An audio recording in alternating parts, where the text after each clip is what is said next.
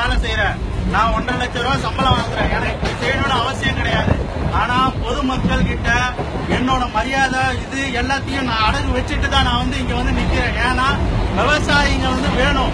கம்ப்யூட்டர்ல வேலை செஞ்சாலும் எதுல வேலை செஞ்சாலும் நம்ம 3 வேலை சாப்பிடுறது சோறு. அந்த சோறை கொடுக்கிற விவசாயி உயிரோட இருந்தாதான் நம்ம சோத்தை சாப்பிட முடியும். அதை முதல்ல புரிஞ்சுக்கோங்க. என்னெல்லாம் சம்பாதிச்சாலும் என்னெல்லாம் பண்ணாலும் சோறு தான் வேணும். அந்த சோறு செய்யற விவசாயி உயிரோட இருந்தாதான் நம்ம ஒவ்வொருத்தரும் உயிர் வாழ முடியும். இல்லாட்டா ஒவ்வொரு சோத்துக்காக பிச்சை தான் எடுக்கணும்.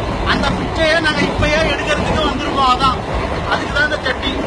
பாத்துக்கோங்க, நாளைக்கு எல்லாரும் உங்க பிள்ளைங்களும் எல்லாரும் பிச்சை எடுக்க போறோம். பிச்சை எடுக்காம எடுக்கணும்னா இன்னைக்கே நமக்கு அந்த விழிப்புணர்வு இருக்கணும். சூடு சொரணை நம்ம உணவே சேஞ்ச் ஆயிடுச்சு, மாறி போச்சு. அந்த போராட்ட குணன்ற உணர்வு கூட இல்லாம மழுங்கையா செத்த பணமா நடைபெணமா நடந்துகிட்டு இருக்கோம் இங்க.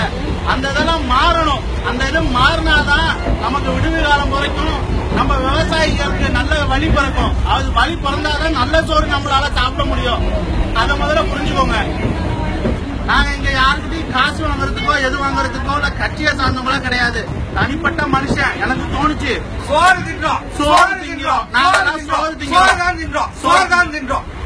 அதனால அந்த உணர்வு உங்ககிட்ட வந்திருக்கிறோம். 234 எம்எல்ஏ, 50 எம்பி, வெறும் 284 இந்த 7.5 கோடி ஜனத்தையும் பொட்டையா வச்சிருக்கிறான்னா நம்மளாலதான். காரணம் நம்மளாலதான். நம்ம கிட்ட அவனுக்கு பயம் இல்ல, நம்ம கிட்ட அவனுக்கு பயம் இல்ல. மொத்த ஜனங்கள் இந்த